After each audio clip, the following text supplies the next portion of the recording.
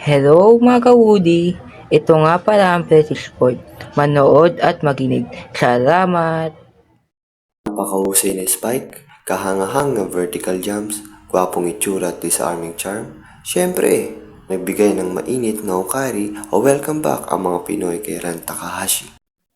Pagkatapos ng kanyang makanakaraang pagbisita sa Pilipinas sa pamamagitan ng VNL, kasama ang Ryujin Nippon or Japan Men's National Volleyball Team, bumalik si Ran Takahashi sa Pilipinas at sa pagkakataong ito ay para lamang sa layunin ng paggugol ng kalidad ng oras kasamang kanyang mga tagahanga.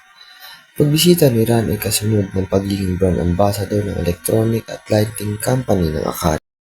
Bago ang fan meeting events, nakipagkita si Ran Takahashi sa Philippine media at gamely na sinagot ang ilang katanungan tungkol sa kanyang pagbisita at volleyball. Nakilala ni Ran ang Philippine media at gamely na sinagot ang ilang mga katanungan tungkol sa sistemang laro ng Pilipinas sa volleyball at siya ay nagbigay ng payo kung paano palalakas ang mga representative ng Pilipinas. ヨーロッパのチームであったり、アメリカ、ブラジルっていうところで考えると、やっぱり高さだったりパワーっていうところが、やっぱりどうしても負けてしまうっていう弱点が、日本チームも持っていたので、それを補っていくために、やっぱり高いクオリティであったり、精度の高いバレーボール、そしてうまさっていうところが、すごい自分たち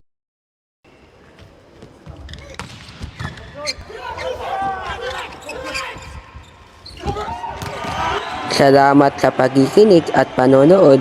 Sa susunod muli mga ka-Woody.